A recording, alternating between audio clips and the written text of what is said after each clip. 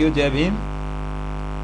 एक बार फिर आपका स्वागत है हमारा जो YouTube चैनल है, इसका नाम है द कांशीराम ऑफिशियल, और मैं हूं आपका अपना दोस्त विजेंद्र सिंह विक्रम। तो साथियों, आज एक महत्वपूर्ण दिवस है। जब हम ये वीडियो तैयार कर रहे हैं तो आज की तारीख एक ऐतिहासिक तारीख है, यानी 26 नवंबर 2024। तो आज से ठीक 75 साल पहले परम पूज्य बाबा साहब डॉक्टर अम्बेडकर ने संविधान सभा में अपना संविधान प्रस्तुत किया था। और संविधान को प्रस्तुत करने के लिए जो प्रस्तावना भी आप लोगों ने अच्छी तरह से पढ़ी होगी, जिसकी शुरुआत होती है हम भारत के लोग। प्रस्तावना आपने कई बार पढ़ी होगी। और आज के समय में कई सरकारी कार्यक्रमों के दौरान भी जो भारतीय संविधान की प्रस्तावना है वो कई बार स्कूलों में, सरकारी कार्यालयों में और सरकार के और कई विभागों में आज के अवसर पर इसको दोहराया गया है। तो उसको न हम दोहराते हुए एक विशेष बात की ओर हम आपका ध्यान आकर्षित करना चाहते हैं कि बाबा साहब डॉक्टर अम्बेडकर ने जब संविधान का मसौदा तैयार करके संविधान सभा में पेश किया था, और हम सब जानते हैं कि बाबा साहब संविधान की ड्राफ्टिंग कमेटी के चेयरमैन थे, अध्यक्ष थे। तो उसकी पूर्व संध्या पर, यानी 25 नवंबर 1949 का वो दिन था जिसमें बाबा साहब ने संविधान सभा में एक महत्वपूर्ण भाषण दिया था। और वो जो भाषण था उसके प्रमुख अंश हमारे पास मौजूद हैं और वो छपे हुए हैं द ऑपरेस्ट इंडियन, जो हमारे पास मानवर कांशीराम साहब के द्वारा जो पत्रिका निकाली जाती थी, द ऑपरेस्ट इंडियन। तो ये इस ऑपरेस्ट इंडियन में ये अप्रैल 1982 का अंक है हमारे पास। अप्रैल 1982 के अंक में इसका अलग से भी मैं फोटोग्राफ आपके सामने दे रहा हूँ। तो जैसे ये आपको मैं दिखाना चाहता हूँ, ये है इसका जो बाबा साहब का दिया गया भाषण था उसके एक्सट्रैक्ट है ये, जो द ऑपरेस्ट इंडियन के बैक पेज पर छपा हुआ है। और जैसा कि मैं बता रहा था कि ये अप्रैल 1982 का अंक है, और इसमें बाबा साहब के दिए हुए भाषण का एक अंश जो बहुत महत्वपूर्ण है वो माननीय कांशीराम साहब ने इसके जो मैगजीन है इसके बैक पेज पर छापा है। और इसका जो कवर पेज है, यानी पहले नंबर का पेज है, उसका फोटोग्राफ भी मैं आपको दिखाना चाहता हूँ। इसका ये जो फोटो है, ये जो मैगजीन है आप देख रहे होंगे, the oppressed Indian. The oppressed Indian ये अप्रैल 1982 का अंक है। और इसमें जो ये नीचे लिखा हुआ है, ये मैं पढ़ के सुना रहा हूँ। Capture this temple of power for your emancipation, यानी ये ऑपरेस्ट इंडियन बहुत ही इम्पोर्टेंट मैगजीन थी अप्रैल 1982 की। तो इसमें पहले पेज पर तो ये बाबा साहब की तस्वीर छपी है जो पार्लियामेंट की तरफ उंगली का इशारा कर रहे हैं। और ये जो उंगली का इशारा है पार्लियामेंट की तरफ, उस इशारे को उसका अर्थ ये है कि अगर आप अपनी मुक्ति चाहते हो तो सत्ता के इस मंदिर पर कब्जा करो। तो ये जो मैगजीन है, मैं बात कर रहा था कि इसके पिछले पेज पर जो छपा हुआ है, जो इंग्लिश में जो छपा हुआ है बाबा साहब का संदेश, तो उसको मान्यवर काशीराम साहब ने क्यों इसके में पीछे दिया है, उसका महत्व आपको समझ में आ जाएगा जब मैं इसका हिंदी अनुवाद आपको पढ़ के सुनाऊंगा। अभी हम जो आज का जो मुख्य विषय है, क्योंकि आज 26 नवंबर है और पूरे देश में सरकार के द्वारा आज, क्योंकि 75 साल हो गए हैं संविधान जब ये लागू करने की, इसको एडॉप्ट किया गया था यानी अंगीकृत किया गया था संविधान को 26 नवंबर 1949 को, और आज है 26 नवंबर 2024। तो आज के दिन आपने देखे होंगे कई सरकारी कार्यक्रम हुए हैं, तो इसलिए आज ये बहुत ही ऐतिहासिक दिन है। तो इस वीडियो को हो सकता है आप 1-2 दिन बाद देख पाएँ, लेकिन ये जो आज का वीडियो हमारा तैयार करने का उद्देश्य है कि ये जो लोकतंत्र का महत्वपूर्ण अवसर है, इसको मान्यवर काशीराम साहब ने किस नज़रिए से देखा था, तो ये मैं आपको बताना चाहता हूँ। इसमें जो शुरुआत जो की है,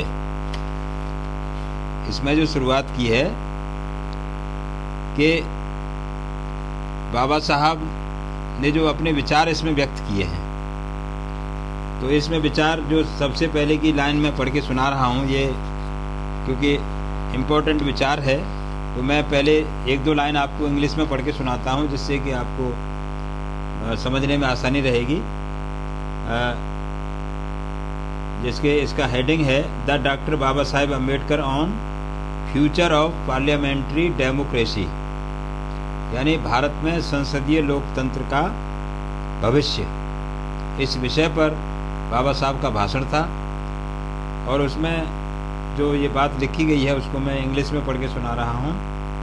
what we must do is not to be content with mere political democracy, हमें केवल राजनीतिक लोकतंत्र से संतुष्ट नहीं होना चाहिए।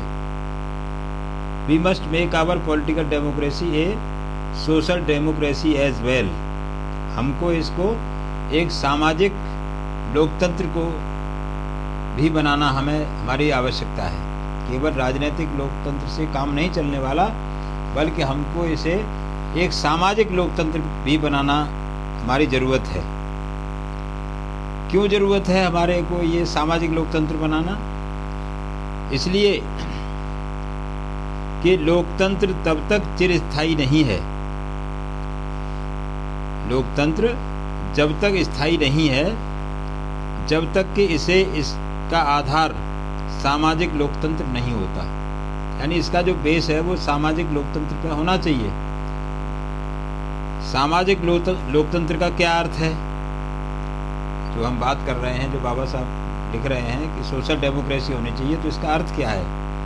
इसका अर्थ है ऐसी जीवन पद्धति को मान्यता देना जहां स्वतंत्रता, समानता एवं भ्रातृत्व यानी बंधुता, जहां ऐसी जीवन पद्धति को मान्यता देना जहां पर स्वतंत्रता, समानता एवं बंधुता को जीवन जीने का सिद्धांत माना जाता है। इक्वलिटी, लिबर्टी एंड फ्रेटर्निटी, या इसको जैसे बाबा साहब ने लिखा है, तो पहले लिखा है लिबर्टी, उसके बाद इक्वलिटी और 3rd नंबर पर फ्रेटर्निटी। इस तरीके से बाबा साहब ने सीक्वेंस इसमें लिखा है अपने इंग्लिश में। तो ये तीनों सिद्धांत अर्थात स्वतंत्रता, समानता एवं बंधुता एक समग्र शक्ति के अलग अलग अंग नहीं माने जा सकते, यानी तीनों चीज़ों को मिलाकर के सामाजिक लोकतंत्र बनता है। इसको और स्पष्ट किया है बाबा साहब डॉक्टर अम्बेडकर ने। इसमें आगे वो लिखते हैं कि ये तीनों मिलकर एक ऐसा शक्तिपुंज, इसको शक्तिपुंज को उन्होंने नाम दिया है ट्रिनिटी। ये तीनों जो अंग हैं, इनको मिलकर के एक ऐसा निर्माण करते हैं, एक ऐसे शक्तिपुंज, एक पावर सेंटर बनता है ये तीनों मिलाकर के, कि यदि इनमें से कोई भी एक को अलग कर दिया जाता है, तीनों में से कोई एक को भी अलग कर दिया जाता है, तीनों कौन कौन से? यानी सबसे पहला लिबर्टी, नंबर दूसरा इक्वलिटी और नंबर तीसरा फ्रेटर्निटी। इन तीनों में से अगर किसी को भी अलग कर दिया जाता है तो प्रजातंत्र का मूल आधार ही समाप्त हो जाता है। बहुत इम्पोर्टेंट बात मैं बता रहा हूँ कि प्रजातंत्र का बेस क्या है। बाबा साहब ने ये कितना डीपली इसको स्टडी करके सामने रखा था कि what is parliamentary democracy and what is the social democracy. तो इसको इतना ज़्यादा स्पष्ट तरीके से बाबा साहब ने आगे भी इलेबोरेट किया है इसको और आगे व्याख्या की है, जो हमारे साथियों को समझना जरूरी है। स्वतंत्रता समानता से अलग नहीं हो सकती। स्वतंत्रता समानता से अलग नहीं हो सकती और समानता स्वतंत्रता से अलग नहीं हो सकती। यानी लिबर्टी को इक्वलिटी से अलग नहीं किया जा सकता और इक्वलिटी को लिबर्टी से अलग नहीं किया जा सकता। इसके साथ ही लिबर्टी और इक्वलिटी यानी स्वतंत्रता एवं समानता फ्रेटर्निटी से अलग नहीं की जा सकती। यानी इन तीनों का संबंध बाबा साहब बताते हुए लिखते हैं कि ये जो स्वतंत्रता और समानता है इसको फ्रेटर्निटी यानी बंधुता से अलग नहीं किया जा सकता। समानता के बिना ही स्वतंत्रता,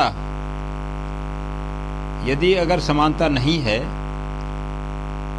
अगर समानता नहीं है तो ऐसी स्वतंत्रता बहुत बड़ी आबादी के ऊपर कुछ ही लोगों का प्रभुत्व अर्थात सुप्रीमेसी कायम कर देगी। अगर इक्वलिटी नहीं है, इक्वलिटी नहीं है और लिबर्टी तो है, आज़ादी तो है, लेकिन समानता नहीं है, तो क्या होगा समाज में कि कुछ मुट्ठी भर लोगों का प्रभुत्व कायम हो जाएगा बहुत बड़ी आबादी के ऊपर। तो ये प्रजातंत्र नहीं कहा जा सकता। इसी प्रकार आगे लिखते हैं कि स्वतंत्रता के बिना समानता व्यक्तिगत प्रतिभा को नष्ट कर देगी।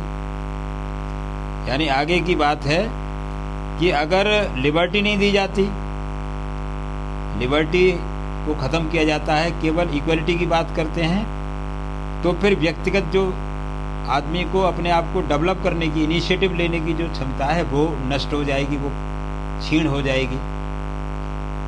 तो ये बात स्पष्ट हो गई कि लिबर्टी भी ज़रूरी है और इक्वलिटी भी ज़रूरी है।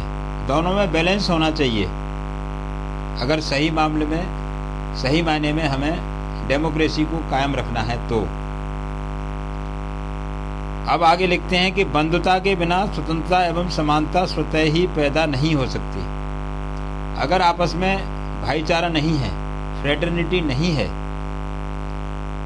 अगर आपस में फ्रेटर्निटी नहीं है, तो जैसे इसमें इंग्लिश में भी लिखे हैं माननीय बाबा साहब कि it would without fraternity liberty and equality would not become a natural course of things. अपने आप ही पैदा नहीं हो सकती समानता। इसको लागू करने के लिए तंत्र के पास शक्ति होना आवश्यक है। It would require a constable to enforce them. यानी कुछ शक्ति होनी चाहिए जिससे कि समाज में बंधुता कायम हो सके। बिना शक्ति के बंधुता कायम नहीं हो सकती। हमें यह स्वीकार करना होगा कि भारतीय समाज में दो बातें मौजूद ही नहीं हैं। We must acknowledge the fact that there is a complete absence of two things in Indian society. One of these is equality. On the social plane, we have in India society based on the principle of graded inequality, which means elevation for some and degradation for others. यानी जिसको हिंदी में हम बताएं तो भारतीय समाज में दो बातें मौजूद ही नहीं हैं। उनमें से एक है समानता, अर्थात सामाजिक परिदृश्य में यह स्पष्ट है कि भारतीय समाज में श्रेणीबद्ध असमानता का सिद्धांत लागू है। इसका अर्थ है कि कुछ लोगों को कुलीनता की श्रेणी में, यानी उच्च वर्ग की श्रेणी में हम कह सकते हैं कि कुछ लोग तो, ये भारतीय समाज में ये सबको मालूम है कि हमारे भारतीय समाज की क्या सामाजिक संरचना है कि इसमें थोड़े से लोगों को उच्च वर्ग में माना जाता है, उच्च श्रेणी का माना जाता है, और जो बाकी लोग हैं उनको निम्न वर्ग का दर्जा दे दिया गया है, वो उनको डिग्रेड कर दिया गया है, उनकी श्रेणी को नीचे गिरा दिया गया है। तो ये सामाजिक असमानता है हमारे समाज में। एक तो ये बात पाई जाती है समाज में। दूसरा है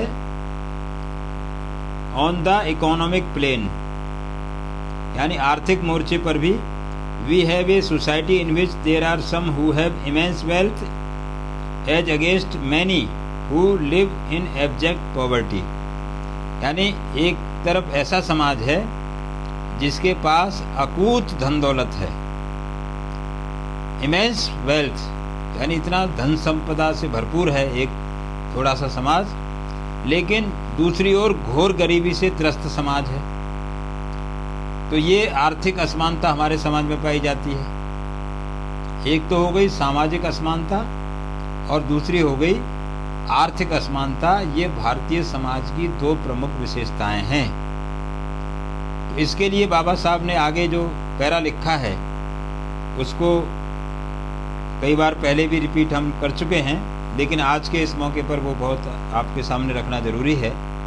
इसमें लिखते हैं कि on 26 January we are going to enter into a life of contradictions, यानी 26 जनवरी ये इसको एडॉप्ट किया गया था 26 नवंबर 1949 को, लेकिन लागू किया गया था 26 जनवरी 1950 से।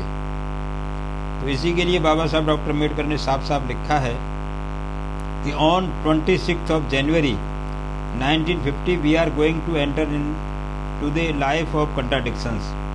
हम 26 जनवरी 1950 को एक विरोधाभासी जीवन में प्रवेश करने जा रहे हैं। In politics we will have equality and in social and economic life we will have inequality. राजनीतिक रूप से हम समान होंगे, लेकिन सामाजिक और आर्थिक रूप में हम लोग असमानता का शिकार होंगे। In politics we will be recognize the principle of one man one vote and one vote one value. हम राजनीति के में एक सिद्धांत को हम मानेंगे, एक आदमी का एक वोट और एक वोट की एक कीमत। ये तो राजनीतिक समानता हो गई। In our social and economic life we shall by reason of our social and economic structure. लेकिन सामाजिक और आर्थिक जीवन में जो हमारा सामाजिक और आर्थिक इस देश का ढांचा है, सामाजिक ढांचा है, we will continue to deny the principle of one man one value. एक आदमी की एक कीमत का हम नकारते रहेंगे। राजनीतिक रूप से तो हो गई कि हर एक आदमी का एक वोट है, एक वैल्यू है, लेकिन सामाजिक और आर्थिक रूप में ये जो हमारे जो समाज व्यवस्था है उसमें हम एक आदमी की एक कीमत को नकारते रहेंगे। How long shall we continue to live in this life of contradictions. हम कब तक इस तरह के विरोधाभासी जीवन में जीते रहेंगे? हम कब तक इस तरह के विरोधाभासी जीवन को जीते रहेंगे? How long shall we continue to deny equality in our social and economic life. हम कब तक सामाजिक और आर्थिक जीवन में समानता के सिद्धांत को नकारते रहेंगे? हम कब तक सामाजिक और आर्थिक जीवन में समानता के सिद्धांत को नकारते रहेंगे? If we continue to deny it for long, यदि हम इसको लंबे समय तक नकारते रहते हैं, we will do so only by putting our political democracy in peril. हम ऐसा अपने राजनीतिक प्रजातंत्र को नष्ट करने के कीमत पर, इसको नष्ट, अगर हमने इसको नकारते रहे सामाजिक और आर्थिक असमानता को, तो ऐसा हम कब इसकी बहुत बड़ी कीमत चुकानी पड़ेगी और इससे हमारी पार्लियामेंट्री डेमोक्रेसी या पॉलिटिकल डेमोक्रेसी को बहुत बड़ा खतरा पैदा हो सकता है।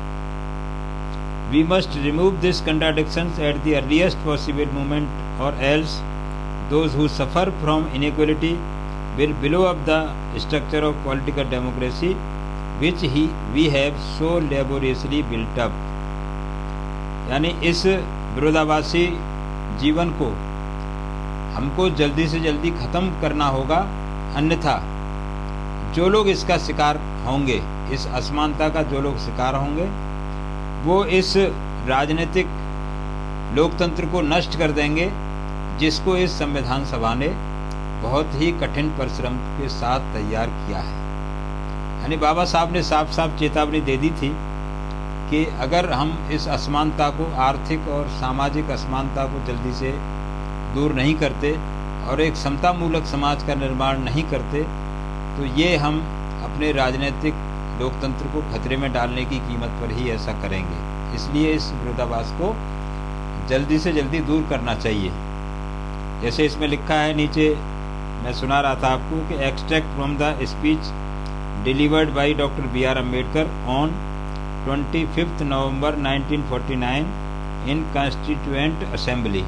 यानी उपरोक्त जो बातें आज हमने आपके सामने रखी हैं, इसको बाबा साहब डॉक्टर अम्बेडकर ने संविधान सभा में 25 नवंबर 1949 को ये बात इसलिए कही थी कि हमारे देश में जो लोकतंत्र लागू होने जा रहा है, उसका फायदा समाज के जो निम्न वर्ग है, जो सदियों से, हजारों सालों से जिसके साथ भेदभाव, सामाजिक भेदभाव और आर्थिक भेदभाव, यानी जिसके ऊपर तरह तरह से अत्याचार किए जा रहे हैं, उसके साथ किया जा रहा है। तो इसके हमें जल्दी से जल्दी इसको दूर करने की आवश्यकता है। लेकिन आज आप देख रहे होंगे कि जब भारत में 75 साल पूरे हो गए हैं इस संविधान को लागू हुए, लेकिन आज भी बड़ा दुख का विषय है कि ये जो मैंने अभी आपको पढ़ के सुनाया है, ये तो 1982 की बात है, जब मानवर कांशीराम साहब इसके बारे में काफ़ी चिंतित थे और उन्होंने बाबा साहब को कोट करते हुए ये लिखा था। तो आज तो 1982 को भी 42 साल हो चुके हैं। तो इतना लंबा समय ये बीत चुका है। ये हमारे लिए बड़े सोचनीय विषय है कि हमारे देश में सामाजिक और आर्थिक असमानता का हमारा समाज आज भी शिकार है। राजनीतिक रूप से भले ही हमारे पास एक वोट का एक कीमत की एक अधिकार है कि एक आदमी का एक वोट और एक वोट की एक कीमत होती है, ये बिल्कुल अधिकार मिला हुआ है, लेकिन उस अधिकार का जब तक ज़्यादा लाभ नहीं है, जब तक कि सामाजिक और आर्थिक बराबरी भी हमको हासिल नहीं हो जाती। और अगर इस देश की सरकारों ने इस संविधान को सही तरह से लागू किया होता, तो ये जो आर्थिक और सामाजिक असमानता है, ये केवल 25 साल में दूर हो जानी चाहिए थी। जो किसी भी देश के लिए जो शुरू के 25 साल होते हैं वो बहुत ही ज़्यादा महत्वपूर्ण होते हैं, लेकिन जिन सरकारों ने हमारे देश पर शासन किया, ये उनकी जिम्मेदारी थी कि उसको इस असमानता को जल्दी से जल्दी समाप्त करना चाहिए था। लेकिन हमारे देश का ये एक तरीके से इसको दुर्भाग्य कहिए कि आज तक भी जब हम 75वां जश्न तो मना रहे हैं, ये अच्छी बात है कि बाबा साहब के दिए हुए भारतीय संविधान को 75 साल पूरे हो गए, उसका जश्न तो मनाया जाना ठीक है, लेकिन उस जश्न का दूसरा भी पहलू हमें समझना होगा कि इस संविधान से जिस समाज को फ़ायदा होना चाहिए था, जो आज भी गरीबी का शिकार है, तो उसको अपनी गरीबी से मुक्ति दिलाने का काम भी इस संविधान को लागू करने वालों की जिम्मेदारी थी, लेकिन उन्होंने इस जिम्मेदारी को सही तरह से नहीं निभाया। तो भविष्य में हम सबकी जिम्मेदारी है कि जो बाबा साहब चाहते थे और जिसको लागू करने का काम मानवर कांशीराम साहब ने काफ़ी हद तक किया, तो उसको आगे बढ़ाने का काम आज की पीढ़ी पर है, हम लोगों पर है। तो इसके लिए हमारा प्रयास जारी रहना चाहिए। आज के वीडियो में इतना ही। आपको अगले वीडियो में कुछ और पार्लियामेंट्री डेमोक्रेसी के बारे में कुछ ज़रूरी एक वीडियो हम बनाने जा रहे हैं, जिसको आप अगले वीडियो में देख सकेंगे। और एक बार फिर से निवेदन करते हुए कि यदि आपने अभी तक हमारे चैनल को सब्सक्राइब नहीं किया है तो कृपया ऐसे महत्वपूर्ण जानकारी को जानने के लिए वो आप तक पहुंचती रहें, तो हमारे चैनल को आप अवश्य सब्सक्राइब करें और इसको जो एक ऐतिहासिक इसका महत्व है इसको आप दूसरों को भी बताएं। बहुत बहुत धन्यवाद। जय भीम, जय भारत।